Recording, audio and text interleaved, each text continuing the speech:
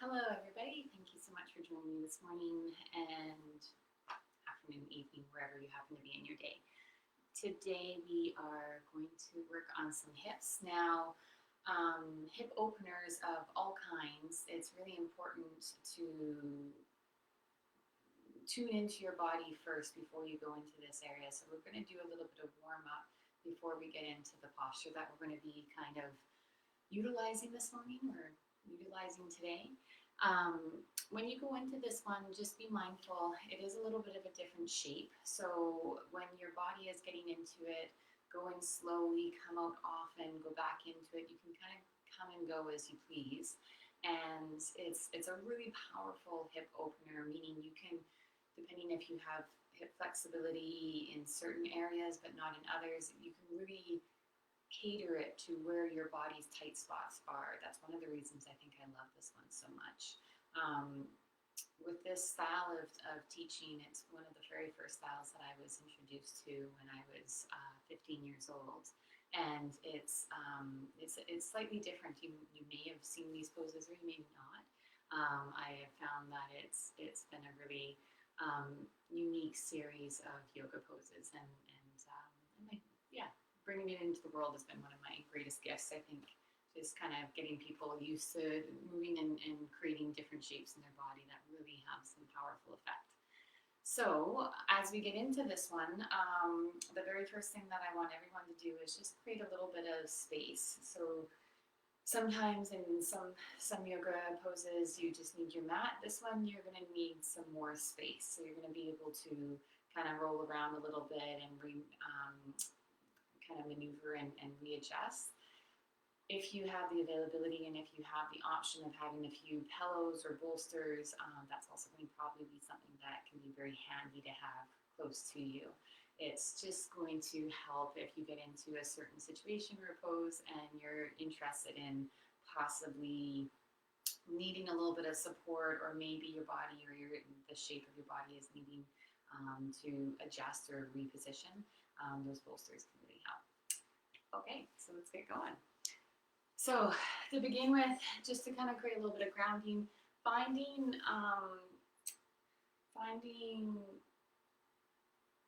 some space, and when I say some space, I'm hoping some mental space. So finding some space in the brain, finding some space in the mind and the stories and whatever's been coming up for you so far. We're just going to release it. We're just going to slowly take a few deep breaths, activate the hands. And as you breathe and you notice, again, that mind is going to be there all the time. It's meant to be. But as you notice the mind, just kind of, allow it to become a little bit hazy, a little bit not as in the forefront.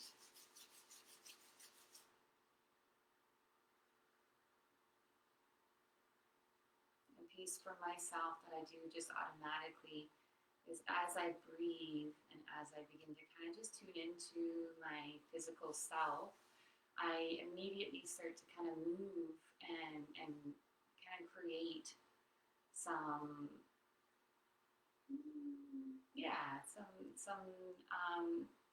understanding of where there might be some tight spots or where there might be some areas that I really need to be working on. Like I said, today's focus is definitely on the hips, but doesn't mean that if we're working on the hips that we're not still getting benefit in the spine or the shoulders, or it could be any other area in the calves and the hamstrings or the quads. So just being mindful and tuning into wherever your spots are.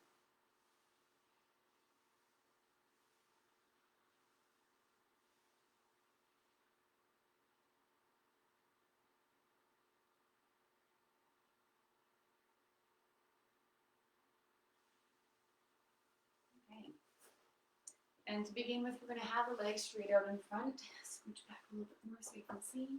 As you allow the legs to go out in front, I'm just going to get you to give them a little shake. And I want you to really, again, find those sit bones. So grab hold of the fleshy part of the glutes. Give the legs a little shake. And then taking a deep breath. Lengthen through the spine. As you exhale, I want you with your fingertips for support to slowly just begin to walk your body forward. So as you walk your body forward, you can do a couple of little mini adjustments. You can kind of shift the hips, left, right, So your body, you're not going into your full capacity of your forward bend, but you're just beginning to shift forward with the upper body, keeping the spine nice and strong, nice and straight. And then what you're doing is you're just creating a little bit of shift within the glutes and the hips. So you're drawing, for instance, that right foot slightly forward while you're drawing the left leg or the left hip back. And you're kind of alternating between the two. It's another variation of walking it out. So this is something that you would do if you were in downward dog or even in mountain pose. So as you do this shift and this movement, it can create just this beautiful kind of connecting with how that tailbone and lower lumbar is maneuvering as well as the hips. That area is so directly connected, so it's really important just to kind of tune into that space. As you hold here, take another deep breath in. Once again, elongate through the spine. And for this one, I want you to visualize drawing the tummy ever so slightly forward first and then slightly down. So again, you could be way up here and this would be your forward movement or your forward bend. Just being mindful not to let the mind begin to create stories in your poses, in your shapes. Your shape is going to be different than my shape since our bodies are different. And that's just the beautifulness of being human. So as we come into this one, and again, you're allowing that tummy to come forward and then slightly down. See what it feels like to kind of shift and maneuver through the spine. So drawing the shoulders left and right, left and right. If it feels right for you, I'm going to walk my hands a little bit further forward, maybe place them on my legs in some area, the tops of my legs, above or below the knees, maybe the ankles or the bottom of the feet. Again, whatever feels right and wherever your body's wanting to go this morning is I encourage you to go there.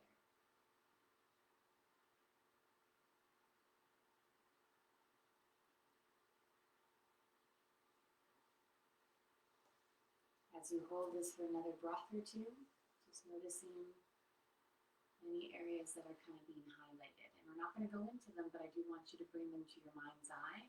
So you can kind of just breathe into them, create a little bit of space, create a little bit of connection there. And then slowly walk yourself up. Give the legs a little shake. Next, what we're going to do is we're going to create a little bit of friction and circulation. So a lot of the time, when our hips are really tight, a big piece that can occur is maybe we've been sitting for too long, or maybe that is part of our job. We're either sitting or driving at a computer desk for long periods of time.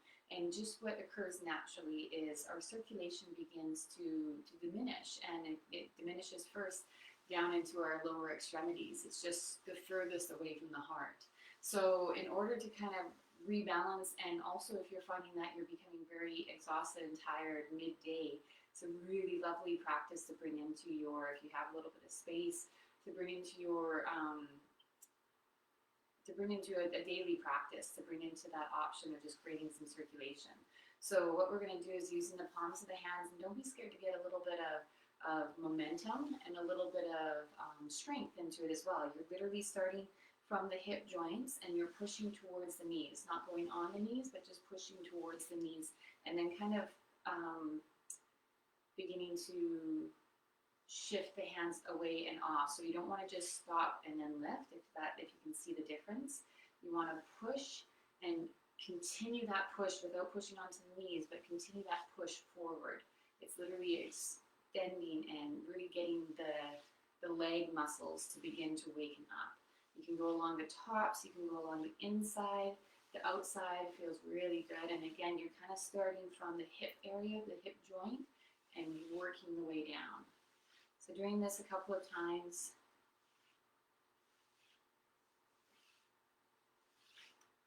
And then activate the hands. We're going to just create a little bit of movement for the shins and for the lower part of the legs. For this one, you can also do the same thing, although some of us aren't able to necessarily reach down to this part of our body. So one piece that I say is to bend the knees and either do it this way, where you're really pushing and stretching and releasing those muscles, especially along the shins. A lot of us have a lot of tension that we hold in the shins and the calves.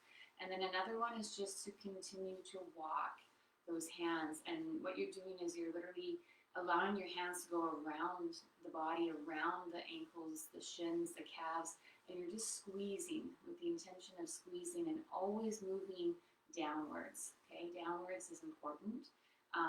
And then once you kind of work down towards the ankles, that circulation is going to kind of get that momentum, and it's going to naturally be drawn back up towards the heart with a little bit more speed, a little bit more ability to cleanse and to create that circulation that just helps to get rid of any of the toxins or helps to create any staleness that's in the body in the lower extremities here. Just helps to warm them up and get them moving.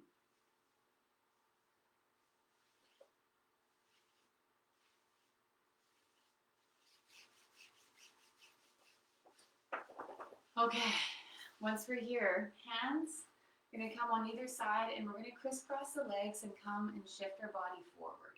So as you come forward with this one, I'm going to show a side view, and I'm just going to get you to kind of warm up the joints. So we're going to come into the tabletop position, hands are underneath of the shoulders, knees are underneath of the hips.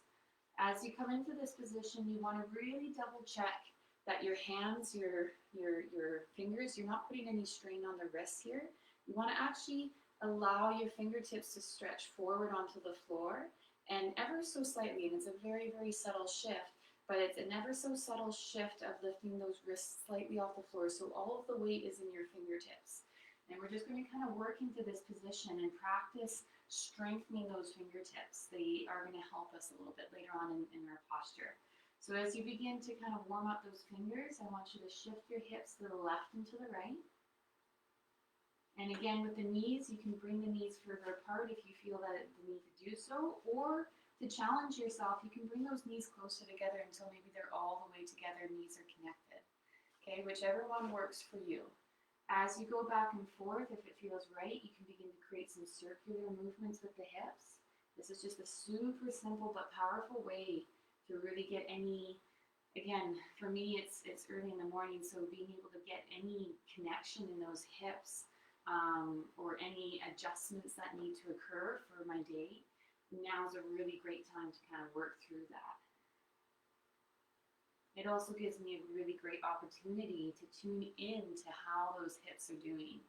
So as you hold here, going back and forth, going and rotating in any which way, you'll notice that I'm changing shape.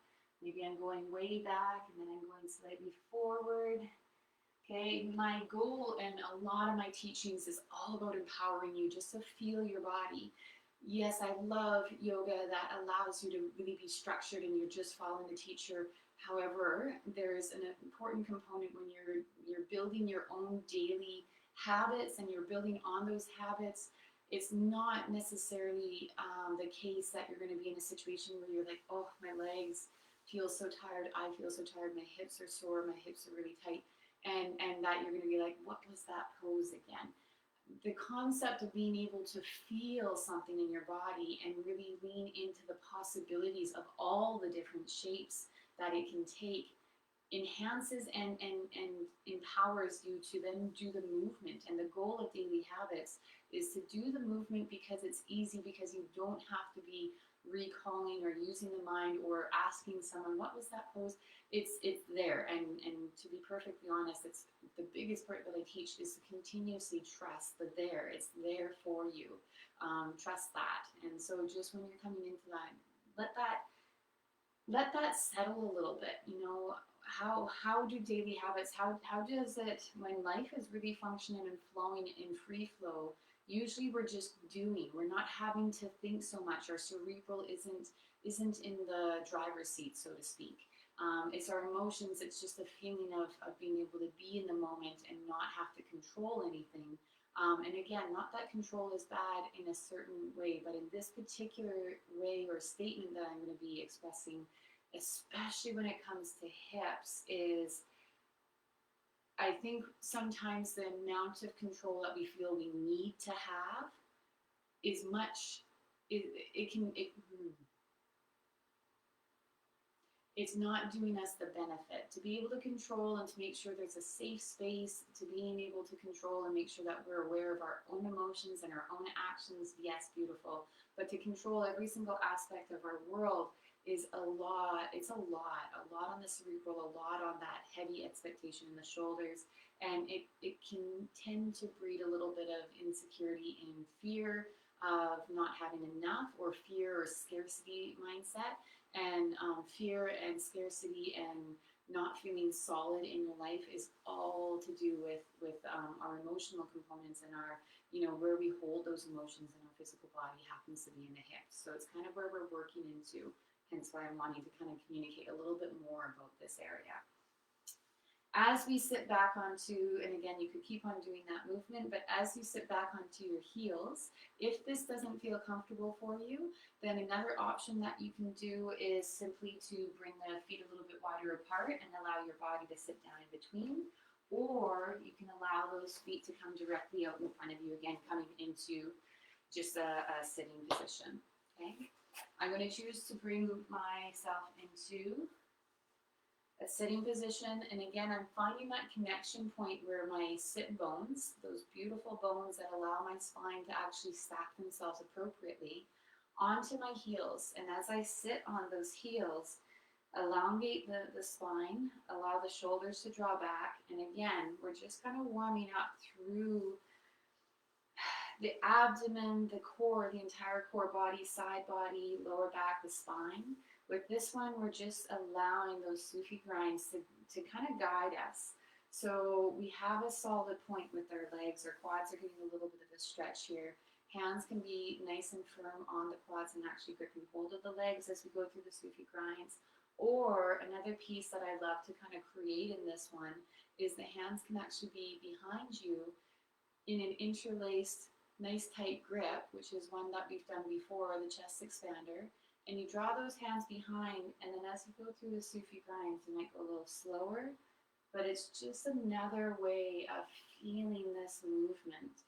And you can go about 5 or 6 times in one direction, and again, another option here is 5 or 6 times in the other direction. There is breathing, but for this morning or for right now, I just want you to just feel the movement.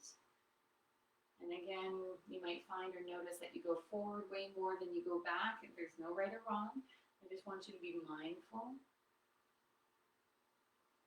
And then as you come back to center, we're going to slowly switch shapes once again, coming back down onto the floor. Now, as you come down onto the floor for this one, you want to really be mindful on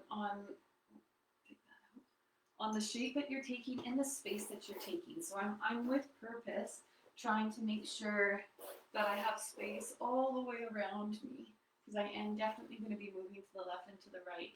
Now, for demonstrating this posture, there's quite a few different angles that I'm going to be going into. So I'm going to be kind of rolling around on the floor just to show you the different ways and to kind of show you different views of how to get into this posture. It's not a challenging posture per se, but it is definitely a different shape than what a lot of people are used to bringing their body into. So we're going to go into it in stages, and we're also going to make sure that we're just allowing the play to be there. That is the theme for this posture, is just the play. And we're going to go in, we're going to warm up, we're going to create, and then we're going to try to see if we can hold. But as I said at the beginning of this class, super important to come in and out of this posture as your body is telling you or directing you or asking you to do so. Okay? So to begin with, we want to extend those legs. And again, we've done this a couple of times in our sitting position, but we just want to allow the tailbone, or again, if the knees are bent here a little bit, just allow the lift, a little bit of a bunny hop with that tailbone. Okay, that's engaging the core ever so slightly.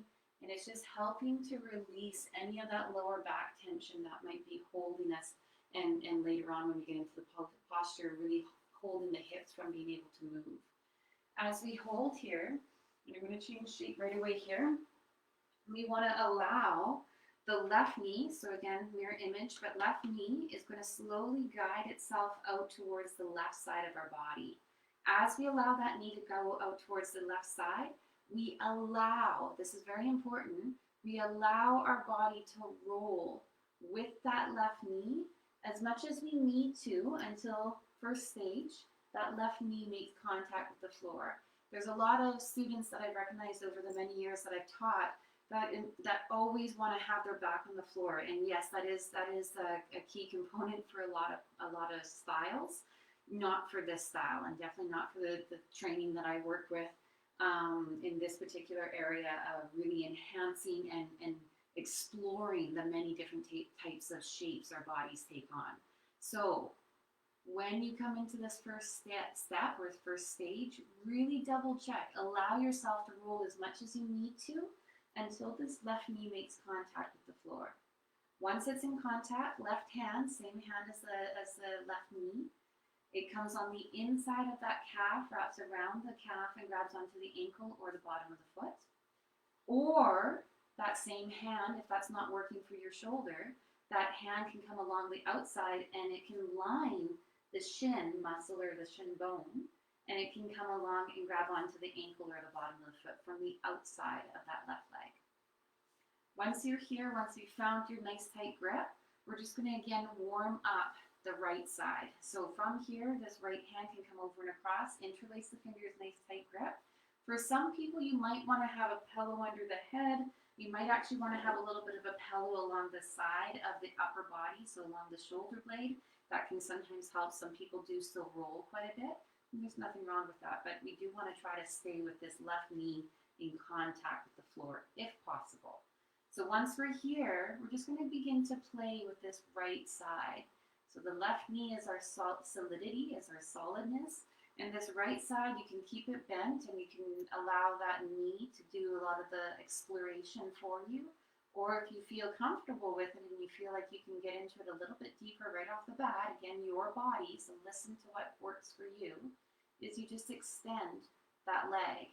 And just simply extending that leg, rolling out the ankle, pointing the toes, flexing the toes, going out to the side, going slightly over and across the body, maybe working your way down. So that leg, again, you can keep it bent if it's too much, but working that leg forward.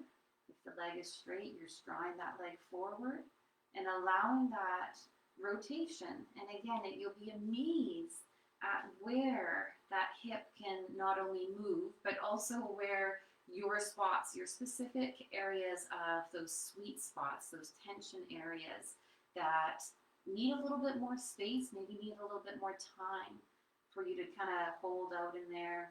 Maybe you can make some little micro movements once you're in there. Rotate the actual hip joint. No matter where you are in this posture, I really, really encourage you to just create the shape that works for you. And again, once you're here, you can just really go back and forth. If you need to come out early, feel free to do so. This is your time. This is your time that you're giving for your body, and ultimately when you give and create space for your body, it's creating space for your emotional, mental, and physical well-being, your health in overall. There's so many ripple effects that occur. So once you're here, we're going to just go right into a second set and a second stage of this. If it feels comfortable, if you're here and you're really enjoying or you're finding some really great spaces here in your hips, great. You can pull out here and just continue to play. I'm just going to give a couple more options. I like to explore. Another option that you can do with this right hand is you can bring that right hand out. So now you are kind of beginning to open through the front body here. Remember that this left knee is nice tight grip around the hand, and you want to make sure that you're trying to push that left knee into the floor. That's important. Again, if you're finding that you're rolling too much and it's just not working for you, that's okay. It's good to find out what doesn't work for you, just as much as it's important to find out what does work for you.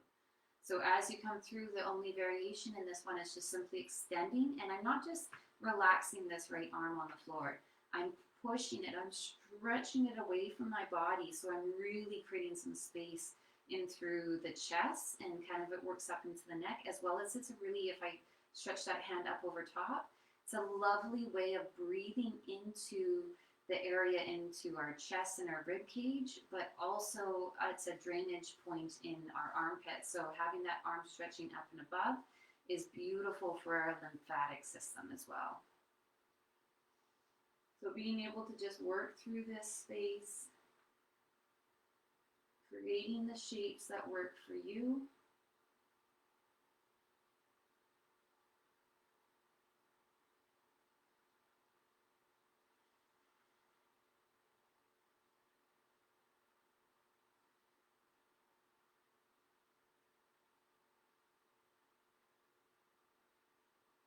Wherever you are, taking another deep breath, maybe two.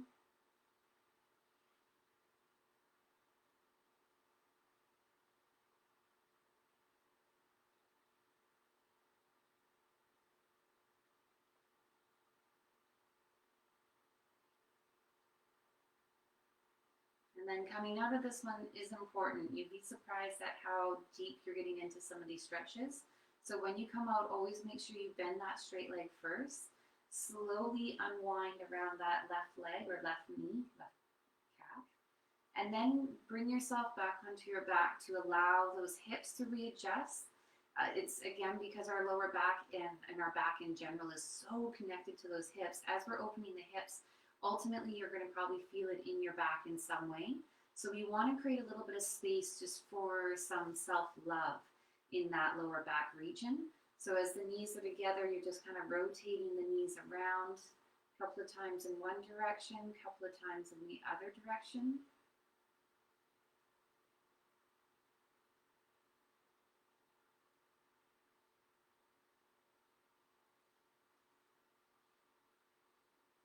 And then we'll switch to the other side.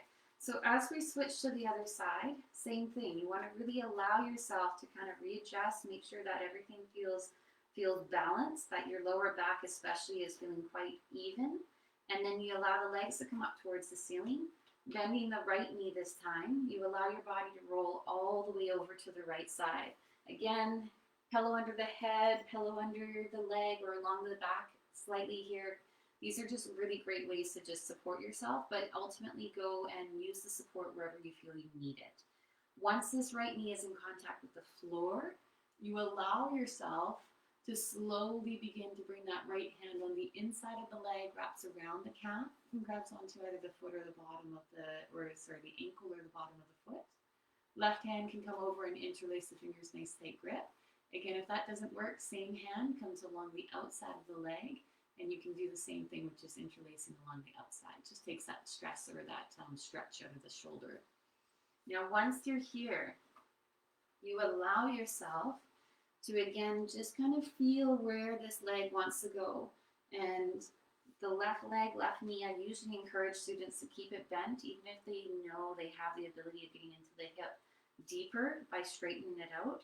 You'd be surprised just simply moving and creating a little bit of movement, a little bit of a warm up in the hip here, just by keeping that knee bent. And there's a lot of adjustments and clicking and creaking that can occur.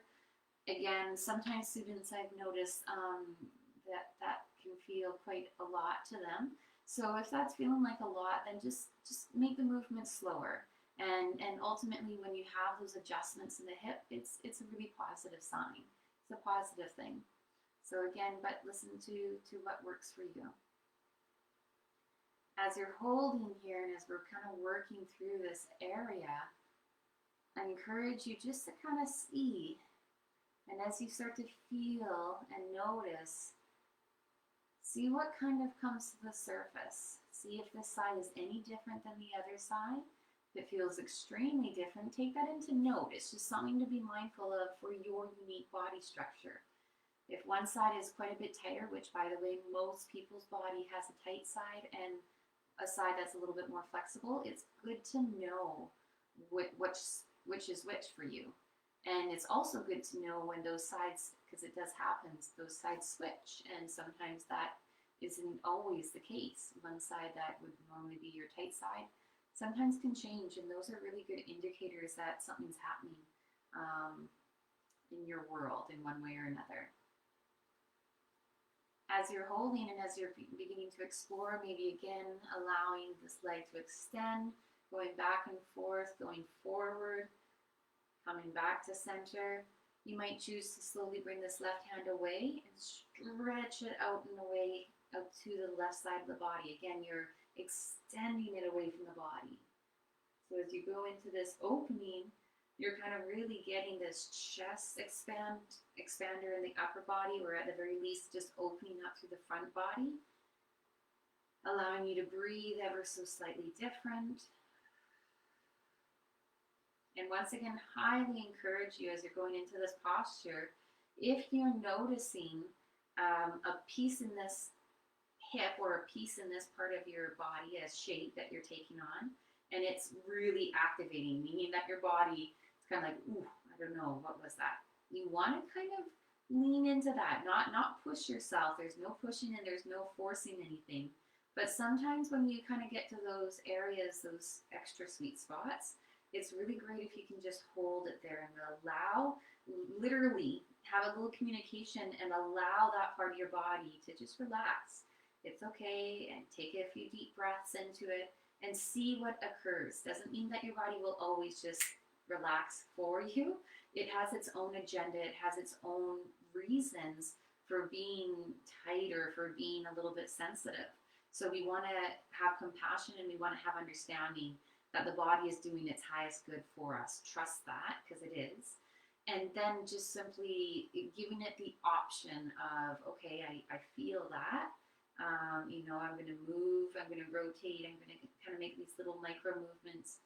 You know, if it feels okay to relax, you can let go. And it's just this dialogue. We always have an internal dialogue. People that say that they don't, it's there if you're aware of it. And so how are you speaking to yourself when you get into tight spots, when you get into metaphorical tight spots, but when you get into actual physical tight spots in your body? And there's some really great lessons there, it just in that in of itself. So great awareness exercises. Wherever you are, take another deep breath or two. Again, playing and coming in and out of this posture as you need to. For myself, I've been doing this posture for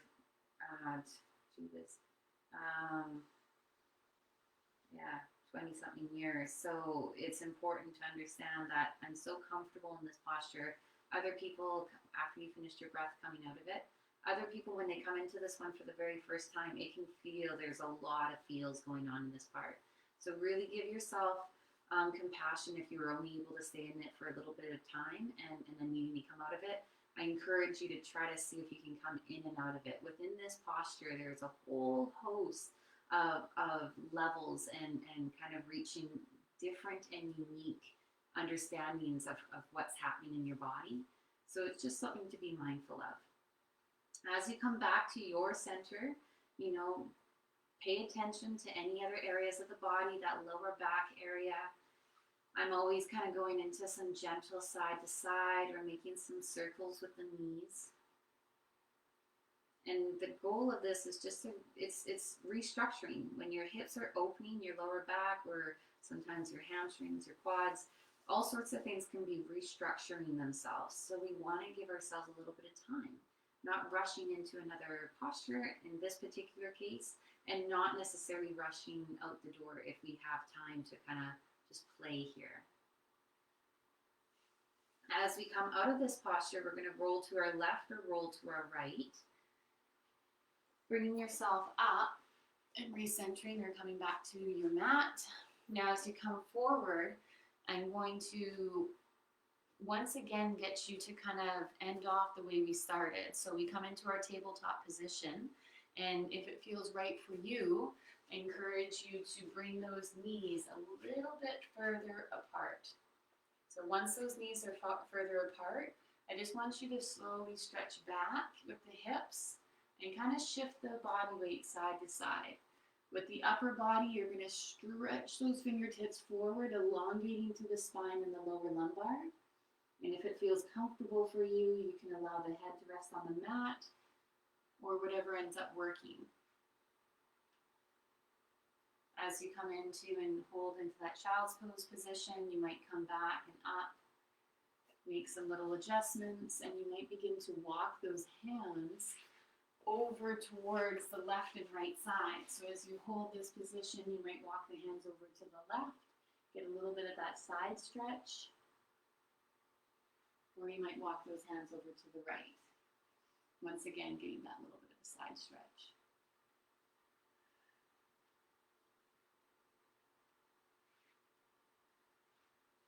When you're ready, coming back up to center.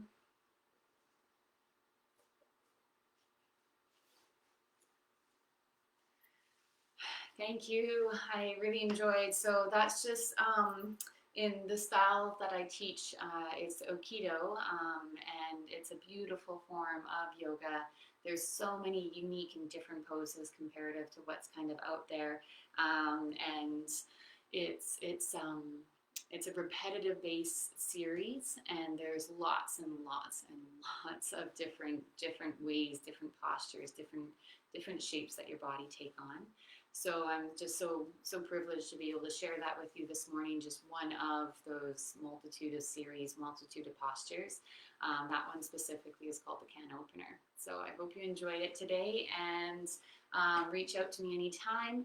I want to start to give a little bit of a heads up. I've started to restructure my business, and I'm kind of bringing a lot of my teachings. I'm really loving the offerings, the teachings that I'm doing. So I'm going to continue on my new YouTube channel, which is going to be up.